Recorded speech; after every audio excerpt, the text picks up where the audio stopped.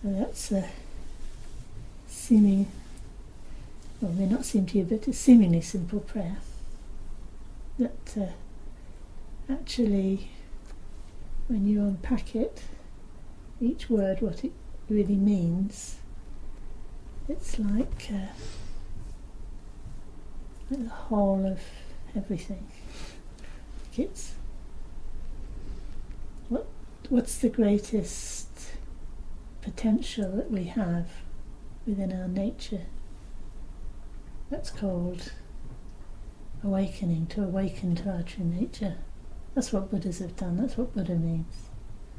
All those who've completely awakened to their absolutely true potential. So you can't get more than that. That includes everything, doesn't it?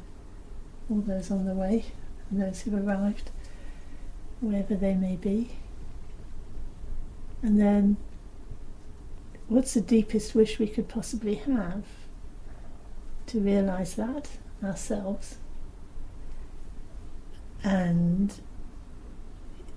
for those around us, and actually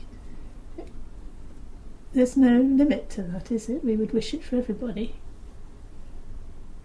So that's like includes everyone, which includes everywhere, all worlds, known and unknown, as it were. And I am making that wish. So what's that? What is that within me that could have a wish like that, and that it would be meaningful, that it could actually have the power to fulfill itself, if you like. Wow.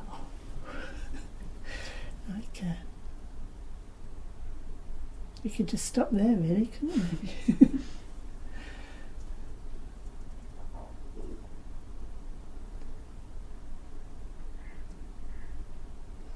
Well, start there, really. Well, how do we begin to awaken ourselves at all?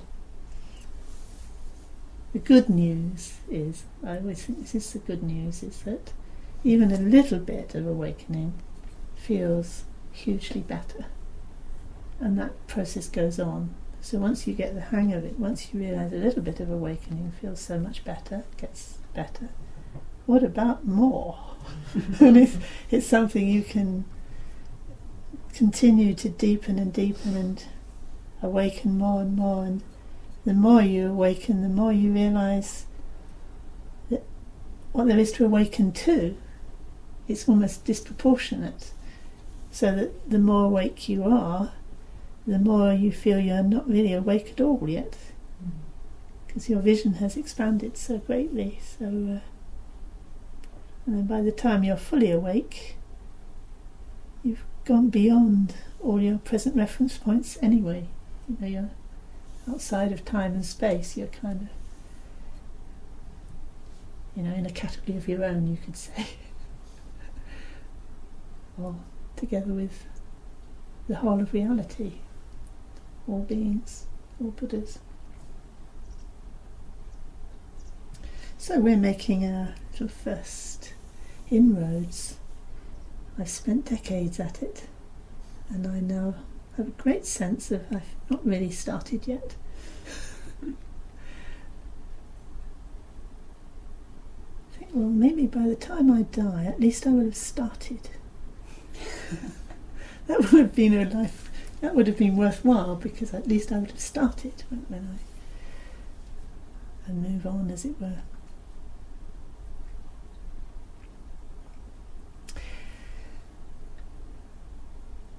So that was what I was going to talk about today, was this mysterious, what do we call it? Impulse or intuition or something, the heart of our being, that moves us in a certain direction and has a sense of what direction it needs to go in, which I call it in the Discovering the Heart of Buddhism course, I call it heart wish with a capital H and a capital W, because if you say heart wish, if you say a wish, I have a wish, we tend to focus on something we wish for, don't we? You know, what's your deepest wish? There's a tendency to think, my deepest wish is, a holiday in the sun, you know. Actually, that's corresponding to something here, isn't it?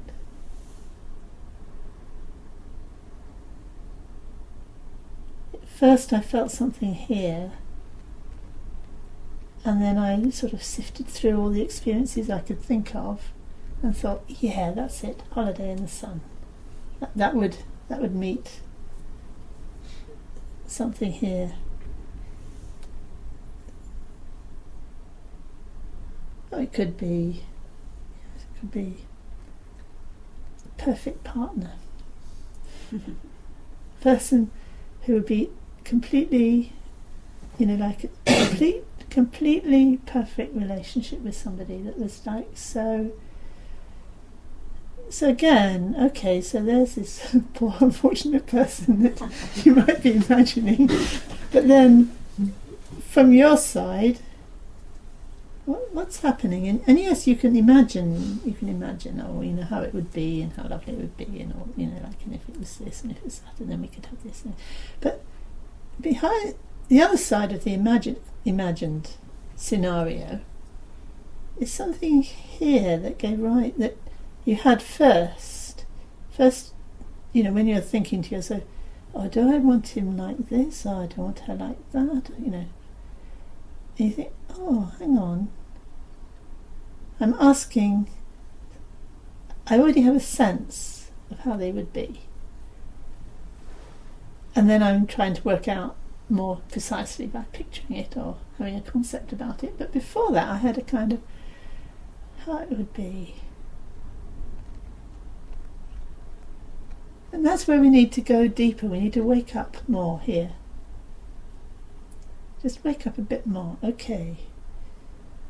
So before I solidified it into a particular scenario, or a particular thing, I had a sense of what I wanted to, almost what I wanted to feel, isn't it? I wanted to have I wanted to feel something.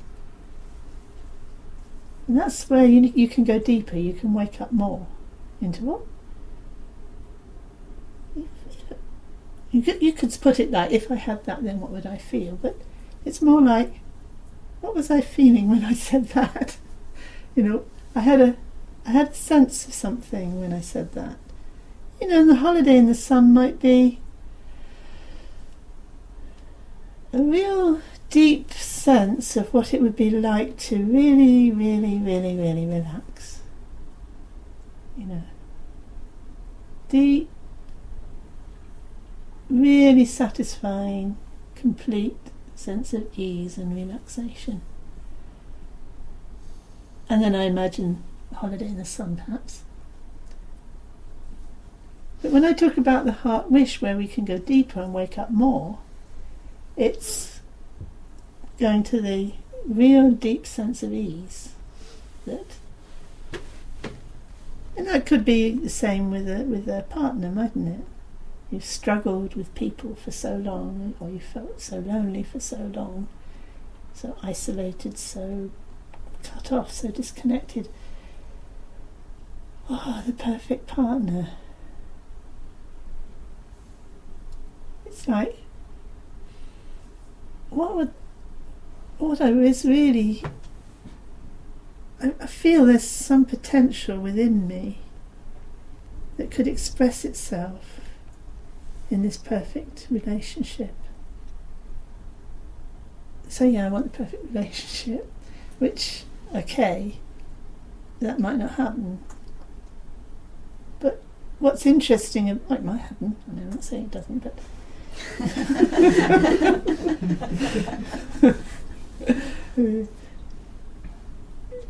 what that came out of something within you, and that's where that's where we could go deeper.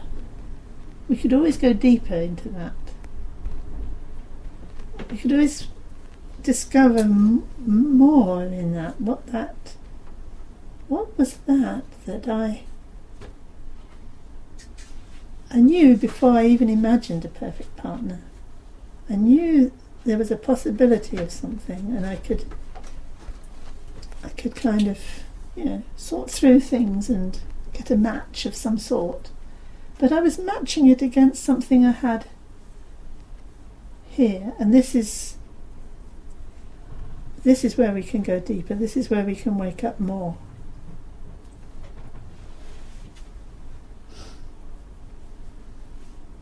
And often there's voices come in that say, there's no use, it can't happen, lower your expectations. But that's because we've gone back into looking at how that might be met by the world. We're not really going deeper into the heart wish itself. And that would be to wake up more. To wake up. Oh, there's much more there than I really recognised before. That actually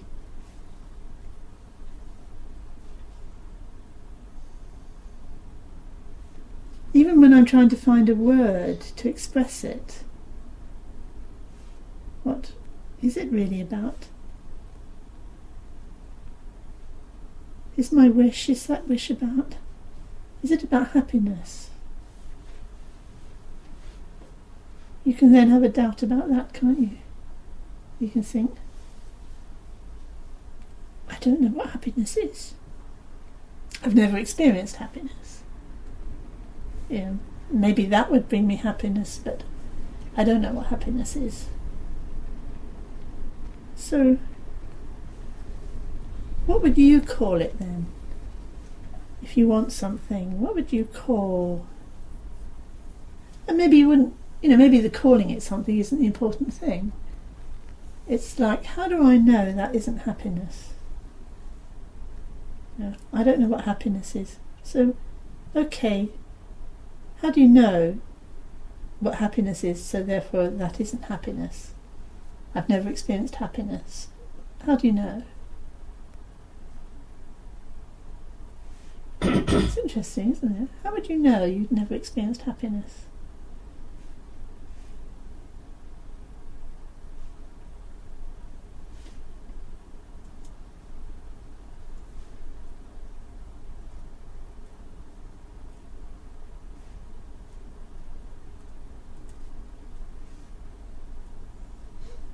You're kind of bringing up for yourself all your different experiences and asking yourself, is that happiness?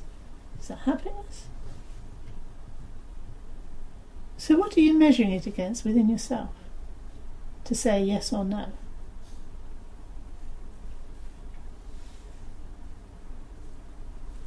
No, it wasn't really happiness.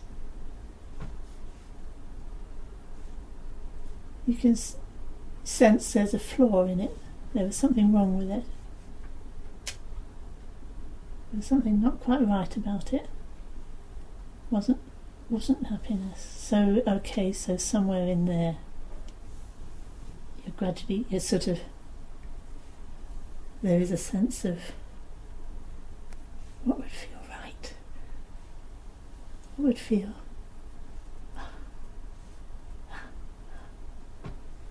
that's it.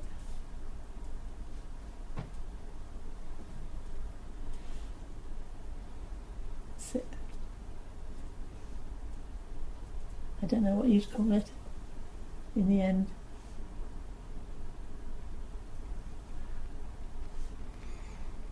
But that's the bit that can wake up. I shouldn't call it a bit. It's like that's the place we wake up from. We wake from that place. That's why we're here today, isn't it? That place in us is some kind of sense, maybe this is going to meet that in myself. It's going to meet that. Maybe coming here today might be an opening, might be a start, might be a connection with something. Sometimes we say we're looking for, don't we? But that's maybe a bit too formulated. Maybe we're not even to the point where we think we're looking for anything. But we are, aren't we? We wouldn't be here. But we don't look for it because we imagine, oh, that's what I'm looking for. So, well, I mean, we do that, but actually that's not the point. It's like something in me is looking for something it recognises, isn't it? It will know when it's right. It'll know when it's found what it's looking for. Ah, that's it. Wonderful expression, isn't it? That's it. The big it. That's it. Yeah, that's it. Sense of, yes, that's it. And that's where the waking up is happening. When you're doing any of the meditation or mindfulness practice or whatever, you come out of it thinking, I just don't get it. It's wonderful it. I don't get it. It's not working. It's doesn't.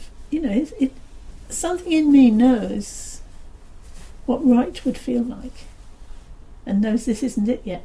This isn't it. And that's why when you go back to the meditation, you don't just sit and fall asleep. You sit and fall asleep thinking, this isn't it.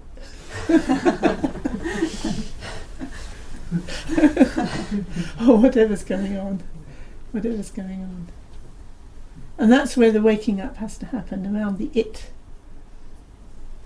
That's it, if you like, that's it. You could call it the heart wish. And it never leaves you alone. You could say it's the source of all your suffering. And it's your only hope, really. Using technical terms, you could say it's the Buddha nature. But actually, using less technical language, you could say it's that. It's that it.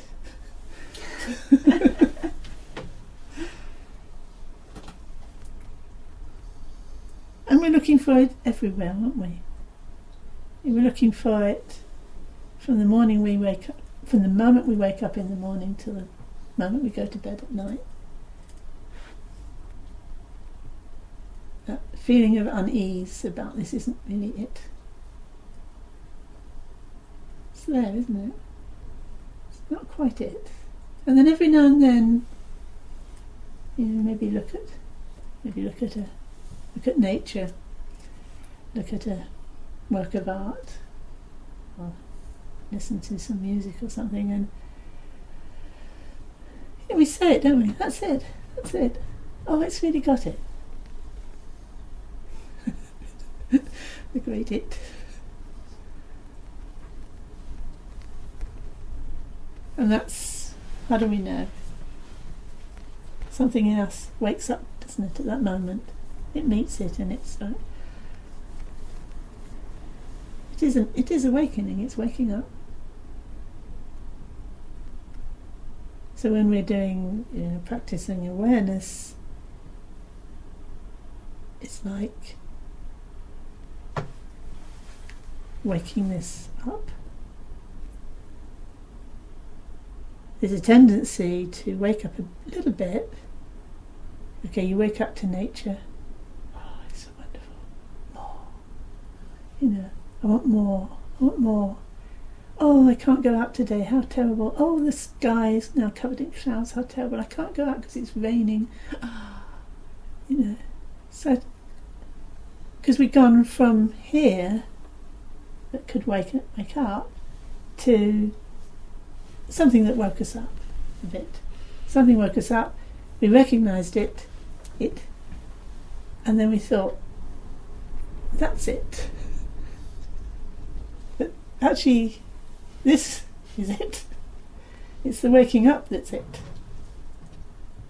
Oh, that's it. So when you look at nature, or you look at a work of art, or you hear beautiful music, and you notice that moving and a sense of waking up to recognise that's what I have to wake up to. That's the point of awakening. Right. Okay. How do I honour that, really? Having acknowledged it, how do I honour that? Give it its true place in my life?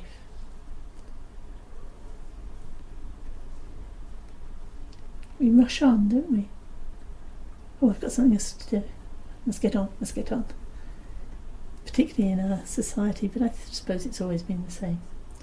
Let's get on. There's more to do. It's that lovely poem, isn't it? What is this life if so full of care? I have no time to stand and stare. No time to stop and stare. No time. It's the mantra of our age, isn't it? Certainly I've picked up that mantra. No time. Not yet. Not time, later. Things to do.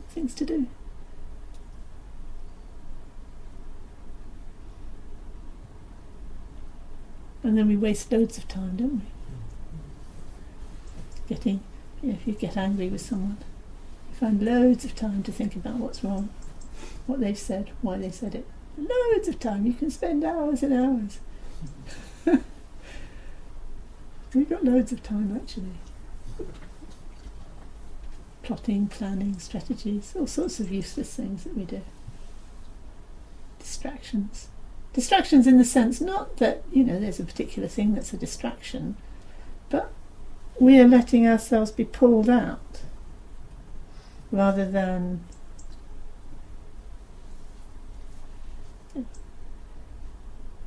being awake and free to do this or that.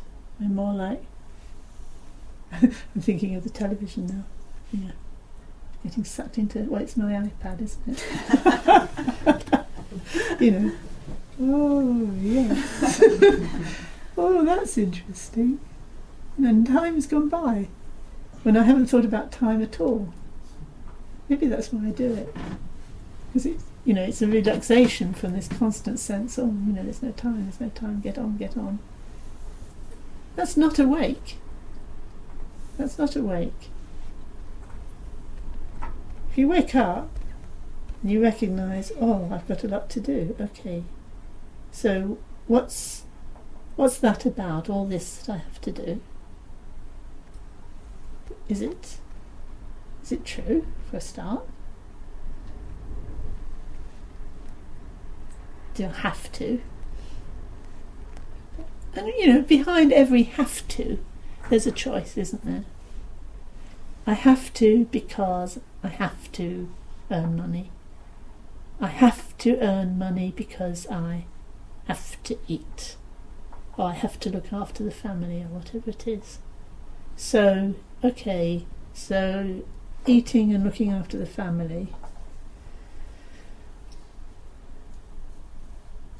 If that's it, then let's keep to that. I want to take care of myself and the family. So that feels right. So, that's what I'm doing. It's congruent, isn't it? I want to look after the family. These are my options. This is what I'm choosing to do. Going with those options mean it closes other options. So you just that is what I want to do. That closes certain options. As far as I can see. We're always working in the dark, aren't we? But as far as I can see, these are my options. This is my option. This is why I'm doing it. Okay, how much freedom is there around that? Having worked out what's the basic situation. Like that's my choice. That feels right to me. It would feel completely wrong to me to be a tramp. Doesn't meet my feeling of what would be right. Well, maybe it does. Maybe it does. And that's, something careful to consider. But if it doesn't feel right, you kind of find a place where you have a sense of where you are and what's possible and what you can do with your options. And you can sense that rightness about that. That feels right. So now you need to then honour that and feel pleased about that. You have this way forward. It's kind of meeting this place in yourself where you're really honouring it. And then you need to make a strong resolve. Because we're so easily distracted by secondary considerations. And, we call it prioritising, don't we? We all realise that this pressure of time, I haven't got time, is about prioritising.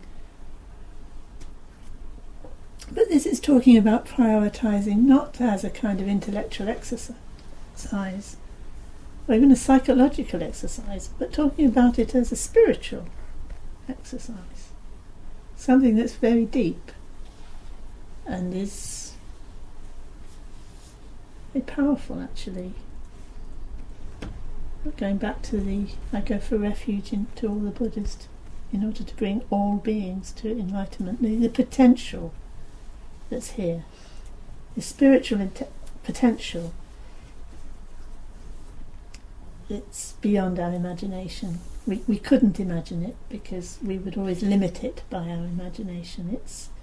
It's not within anything. It's not within the sphere of anything that could be imagined. But it's there in us. And it's, if you like, everything else that we think of as us emanates from that. And when we talk about waking up, we're talking about waking that up. So we wake ourselves up to prioritising, if you like, or we wake ourselves up to we've already examined what feels really right. How does that apply to the options I can see I have?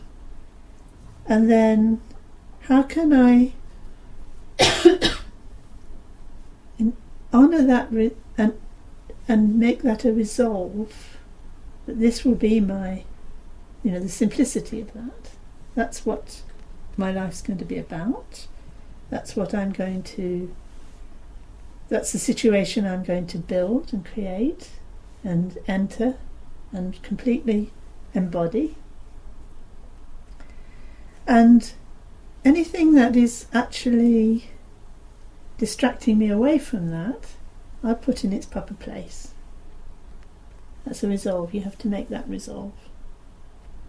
And you have to train to be able to make that resolve.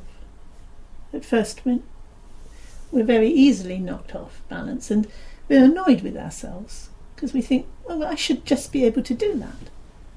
But no, that's why it's such a long path. It's not something we can do straight away.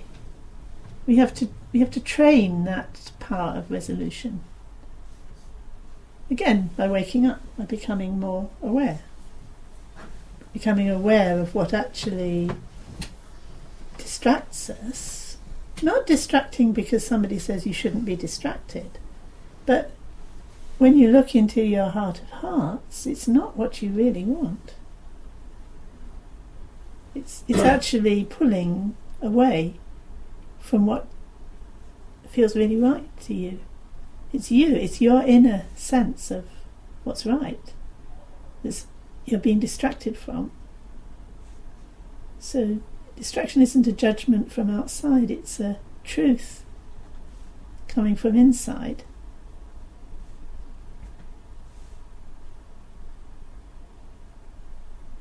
There's great sadness there.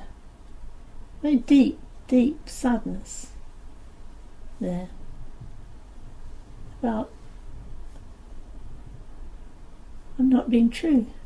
I'm not being true. I'm not honouring that deep sense of rightness within myself, that I'm just letting myself be pulled here and I'm letting myself be pulled there, and then I see I've neglected it. And maybe we don't even verbalise it, but that feeling that it's not quite right, something's not right, something's not it. Deep sense of unease.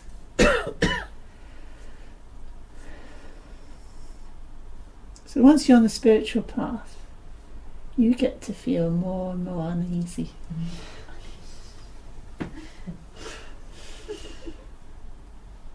And it's not because you're more uneasy than other people who seem to be not that uneasy.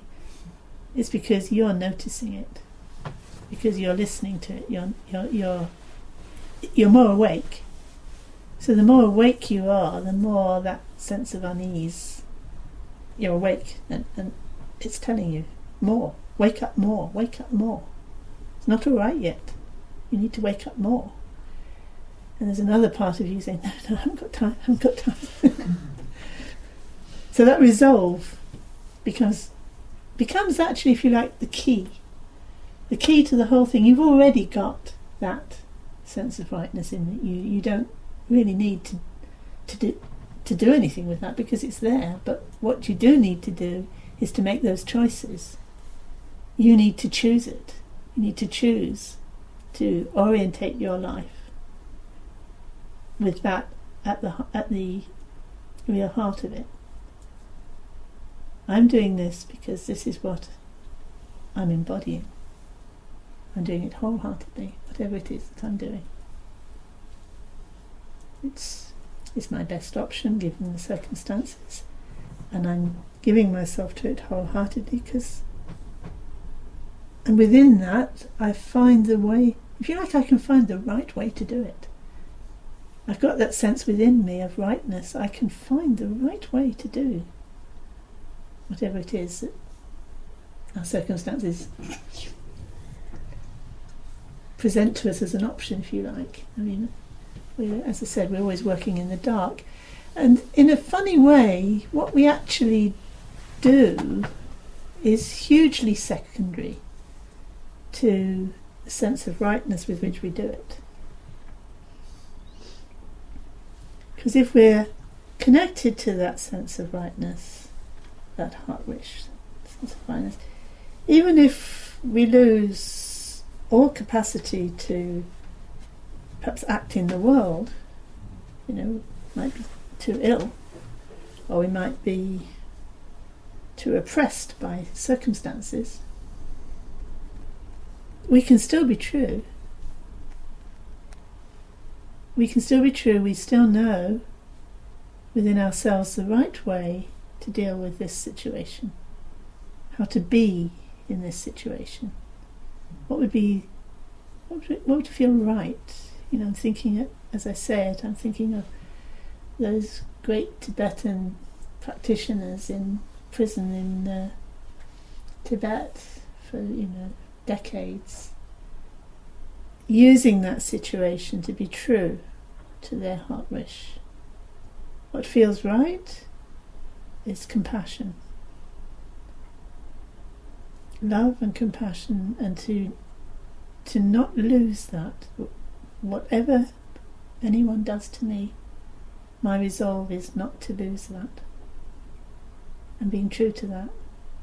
And it's just brings tears to the eyes to hear them and to feel the power and strength of that resolve, being able to come out of those situations and to not feel anything but love and compassion for those who've persecuted them. It takes your breath away, doesn't it?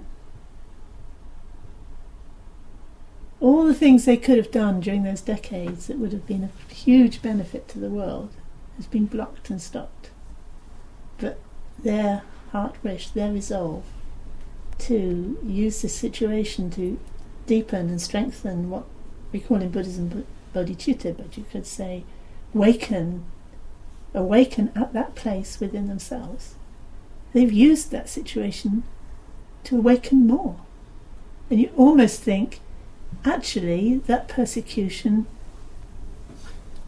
you could easily see it as actually having helped that to awaken more. Which is kind of, I don't want that to be true in some funny way, because it's like persecution shouldn't happen, shouldn't be. And yet, if somebody's actually really honouring and really resolved, those situations can actually cause that speed the awakening up, even.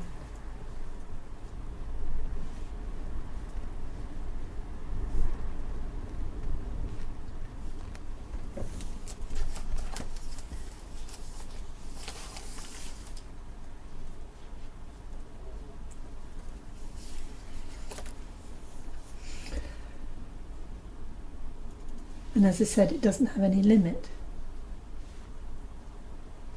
It could be, it's not in time actually. It's not limited to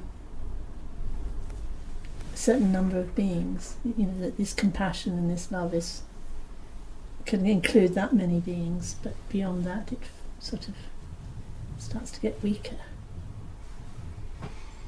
It's that potential that's within us, it doesn't have any conceptual boundaries around it. So you could say it's all pervading. And that's each one of us. You know, it's not like, oh, when you're enlightened you're all pervading. You are already all pervading.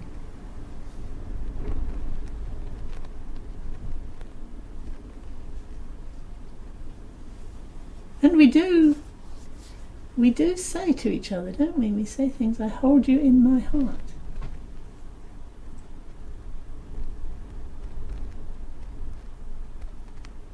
Or my heart goes out to you. But that, I hold you in my heart.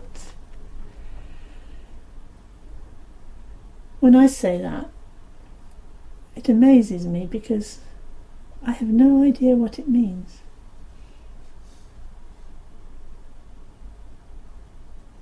I don't think to myself, oh, I know what that means. I don't know what it means. How can you hold someone in your heart? Does that mean, I've got things to get on with. I can't hold someone in my heart. How could I do that? But I do know what it means. I say it because something in me wants to find a way to express itself. And then those words pop out. And if that in me wasn't, somebody were to say, well, what does that mean? I'd have to say, I'd go back, wouldn't I? I'd go back here. Oh, what does that mean? And I may say it another way. It's, again, something quite strange. But interestingly, I've yet to meet somebody who questions that means anything. One day I will meet somebody who'll say, that doesn't mean anything. But I haven't met that person yet. I haven't met anyone yet. Maybe most people just go quiet.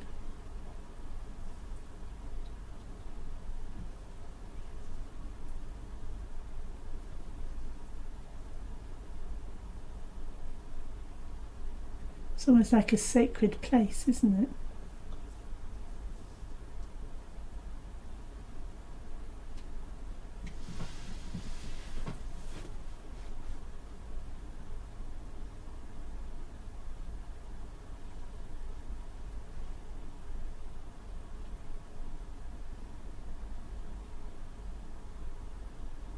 That's where we can wake up, actually. It's very close to that place, isn't it? heart wish.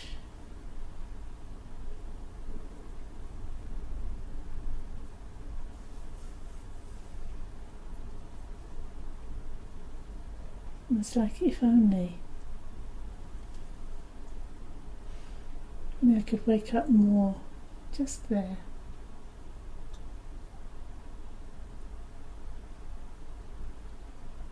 It wouldn't have words, would it?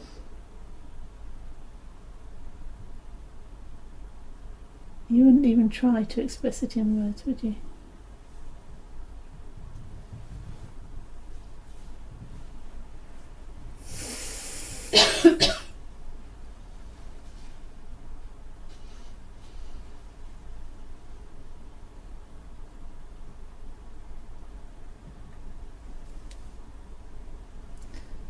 So those were the 4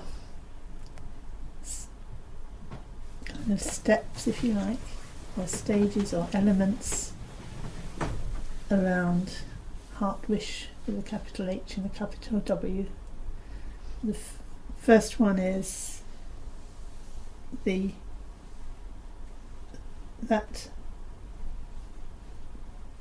whatever it is in ourselves that, I suppose you'd have to say, faculty within ourselves of knowing what's it. You'll know, and you'll know when it isn't. It's already there. It's not something you have to learn. It's completely there, and it's behind everything else that you're struggling with. All those things that you need to be busy with, they're all offshoots from that. You know, I need those things because something in here is telling me that's true, but I'm not really awake. I'm not listening carefully. So I'm all sorts of things that I think I need to do. If you really listen carefully, doing all those things wouldn't be it. It's how you do all those things that would be it, wouldn't it? And you can't do all those things. You've got to make some choices. It's how you make the choices that's the important thing. So it's like finding that place and then starting to make those choices from that place.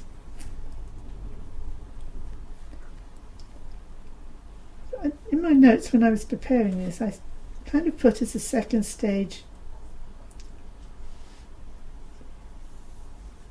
I was using the term good-heartedness, and then as I was talking to you, I started talking about it. It came to me as I was talking. But we never left the sense here that it was about good-heartedness. When I was talking about a sense of rightness,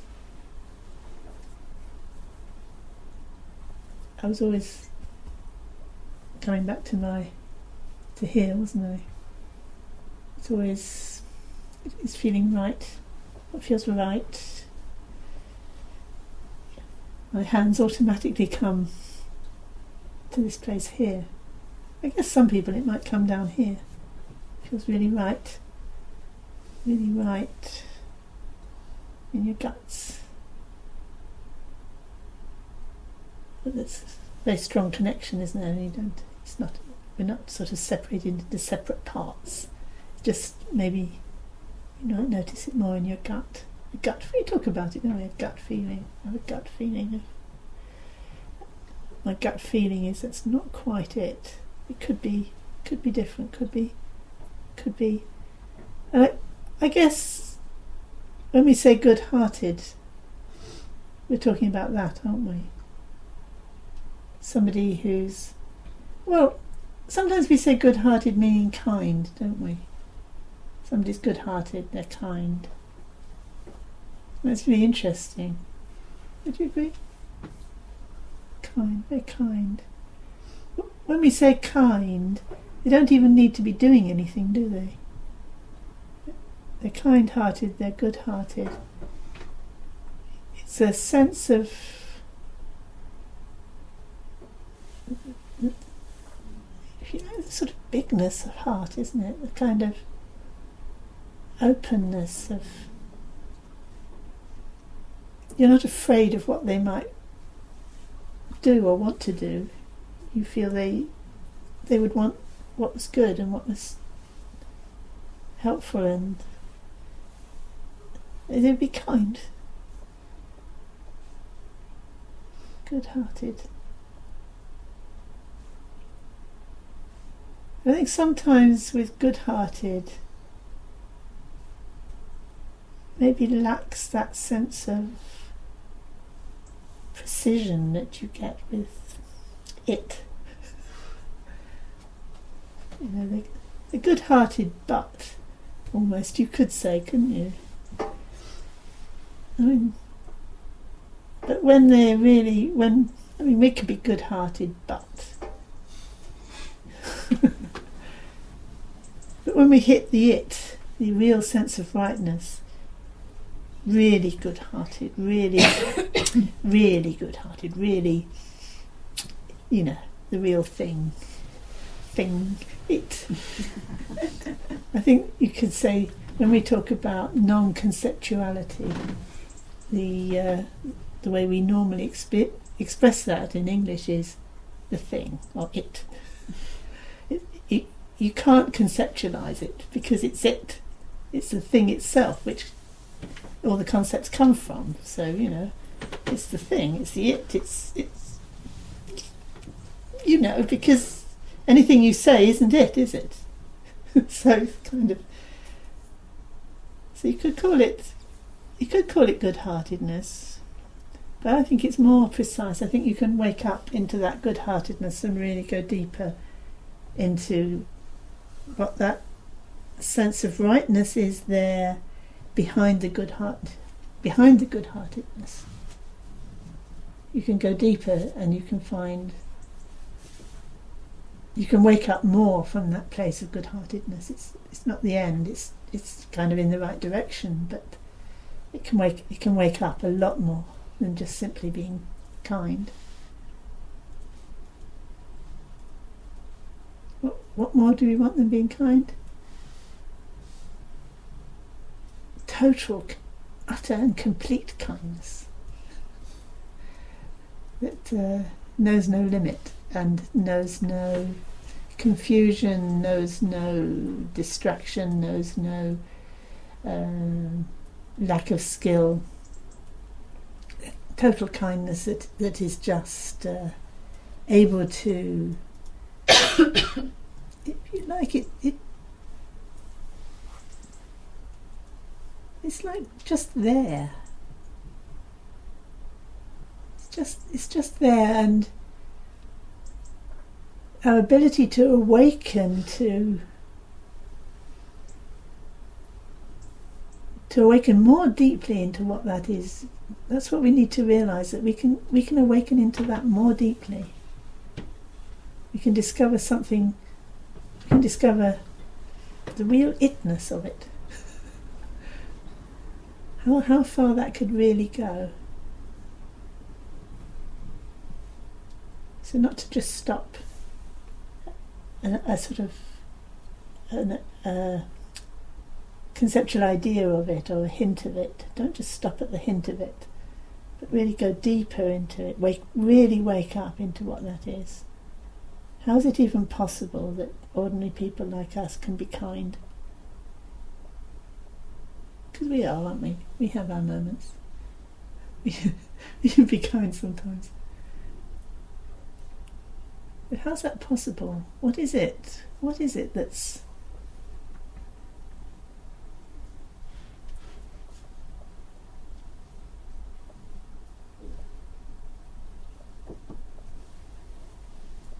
can even sense when that's really kindness and when it isn't. You know, sometimes you get these days people try to explain kindness as a kind of evolutionary mechanism for helping the species or something like that. But when you hear that, something inside you, well, I'm saying you, I bet something inside you feels yeah, but that's not really kindness. That's kind of some kind of side effect, maybe. The real kindness is something. It's nothing to do with that. It's nothing to do with survival of the fittest or anything like that. It could even go against it. It could even lead to self-sacrifice. It could even lead to, and also self-sacrifice can be not kind. Even, they're not actually. In a way, they're not even connected. And that kindness in ourselves can wake up, can notice that isn't really kindness. That's actually self-interest. We might be kind to somebody and think, that's kind, and then something inside us thinks, I just wanted an easy life. I just wanted something for myself. It was kind. It was connected to kindness. But it wasn't really. So something in us senses there's something else that isn't quite woken up. It's awake enough to know that wasn't it. And if we are true enough to it, and if we continue to try to wake it up, it's interesting, you try to wake it up by simply acknowledging it and honouring it and beginning to trust it, and then it wakes up more.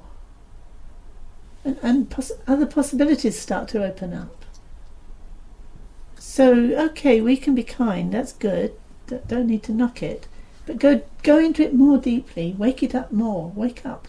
What is that really? What would it be really to be kind? Our potential for kindness is unlimited. We're scratching the surface, really. So good-heartedness. So the first was just to kind of find it and recognise it, honour it as good-heartedness or whatever. I could call it that, but I'd call it it. A sense of what that really is, and then the resolve, and that's the most important part in terms of how you're going to have to practice, really, because that's where you're going to meet the resistance. You haven't got time. Oh yeah, later. You have to resolve that you're going to really change.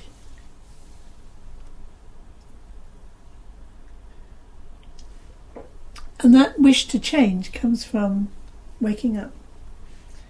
You wake up, you become more aware of what you're doing with your life. You become more aware of situations. You become more aware of how situations are affecting you. You become more aware of how you're thinking about them, how you're feeling about it, how you're feeling. You become more aware of your body that's telling you what's going on. You wake up to the moment more. So all this waking up gets it all moving, and then that's when you can start to go deeper, become more, you could say, more aware.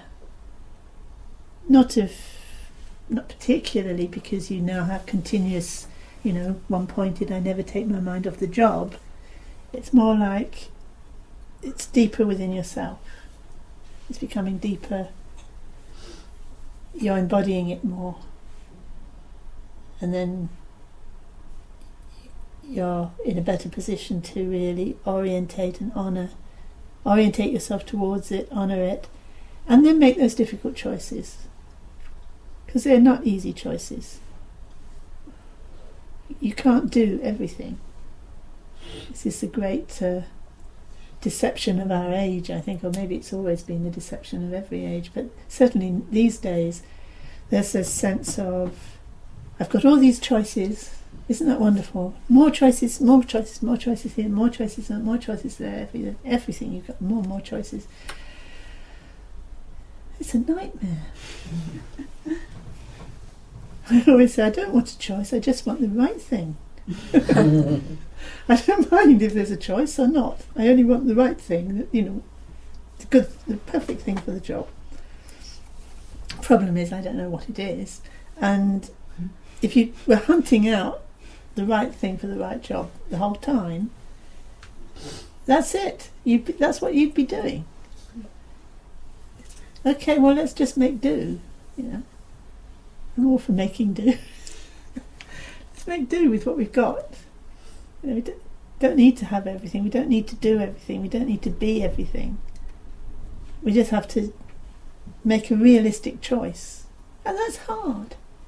It's really hard because you've got to say no to things, and that's something, again, I think we need a lot of training in saying no, being able to say no from the right place in the right way, so that it's a creative no and not a oh no sort of no. No. That's, to be really able to say no from a place of yes. Yes, I'm going to be doing this. This is what's important. I'm going to do it in this particular way. And that's, unfortunately, that means no to other things. I think we need a lot of training with that, a lot of care and a lot of work, in a kind of good kind of way, to really acknowledge to ourselves how difficult that is. Actually, it's really, really difficult, but necessary.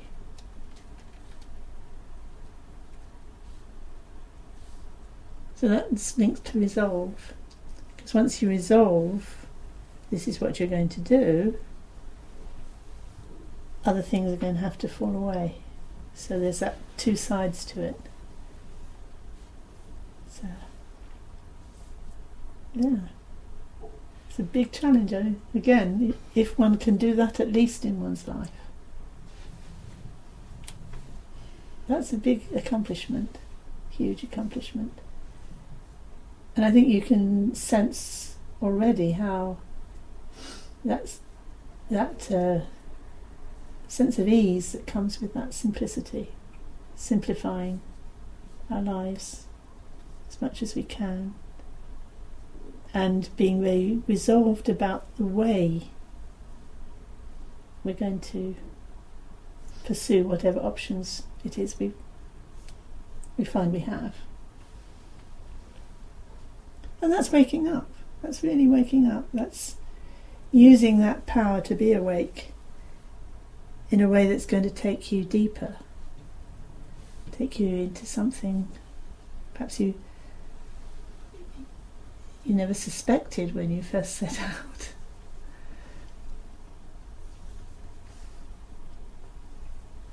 And that's something, is what I'm thinking of as the fourth thing, which in a way you don't need to think about particularly, because it happens naturally, that the vision opens up, the possibilities open up, and that sense of it could actually be true that we each have, each of us is unlimited in our,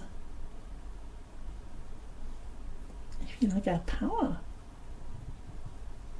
There's no end to us. There's no end to any one of us. No end in time, no end in ability, no end in extent. We're just powerhouses of goodness, real kindness, real ability to shine and to benefit all and everyone. Stage 4. Stage 5.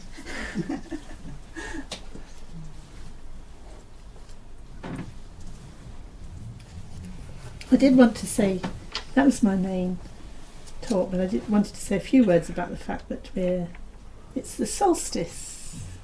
It's the the days are now going to lengthen. We've turned the corner. I just get this wonderful feeling at the solstice, sense of the having turned a corner. Now we're coming back into the new year, the new fresh beginning, and the days will get longer, and it's like the days getting longer proves it. The sun's coming back. So the custom is to have a fire, which of course we all know has been custom here anyway in this country, isn't it? I mean, since who knows when. A fire. And the liturgy that we read is talking about, it's using imagery from the earth and the sky, smoke and fire, and their meeting. It's a symbol. The earth and the sky symbolise that meeting, which I think when we look at that wish within ourselves, somehow I think it's about meeting, isn't it? It's about when we meet it, we'll know it. We'll know it when it's it, we'll know it. It's kind of a real deep, intimate meeting. So the earth and the sky symbolise that. Symbolise the awareness, if you like, the space of awareness, meeting the space of what's there to be aware of. And as it meets, there's this tremendous joy of meeting. So that you could think that everything we experience is like a meeting. It's like this very, whatever it is, that's become manifest at any juncture. It becomes manifest because of this meeting.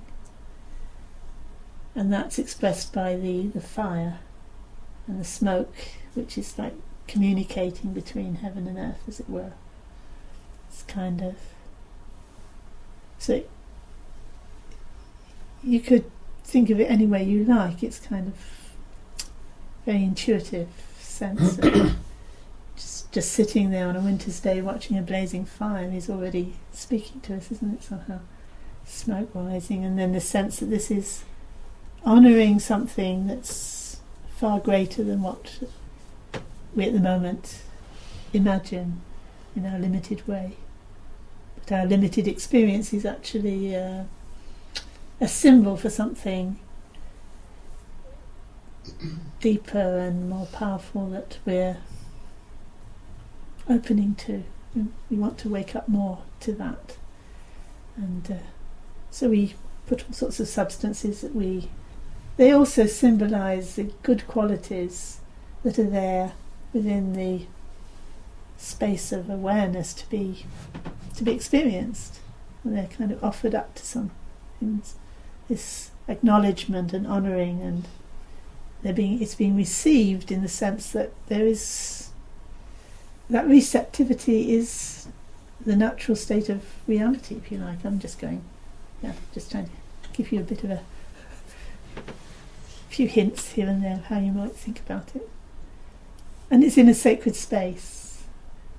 I was thinking about sacred space, and I was thinking what it was, what it meant. And I wondered what would happen if I got you all to sit down and do a brainstorm on what you thought was a sacred space and what you thought was an unsacred space. What's an unsacred space? And I noticed as I was thinking about it, an unsacred space was chaotic, uncomfortable, unpleasant, very negative emotions, very negative feeling of being trapped, feeling of being conditioned, something untrustworthy, something that's kind of, entrapped somehow. And then a sacred space, something something enduring, something ordered, something leading to or orientating one to something that has meaning, has a sense of harmony, of peace, of rightness, I suppose. A sense of, so there's that sense of moving from the one into the other and creating that other space as a kind of symbol for something within ourselves, something to correspond to that within ourselves that's looking for expression. So this sacred space is somehow it's kind of mirroring something within ourselves as best we can. Obviously, that's something that again we can awaken to more and more deeply. Eventually you can see everything as a sacred space. But while we're really embroiled in our confusion, it's really helpful to have actual sacred spaces that we can actually move towards and feed that sense of what the spiritual path is about. Moving towards, it's like the pilgrimage, or moving towards that sacred wholesomeness, wholeness of the rightness of that we can sense in ourselves from the beginning, but that outward expression of it helps it to awaken within us. So it helps the awakening process. I could have spent all the session talking about that, but I could at least just say a few words. So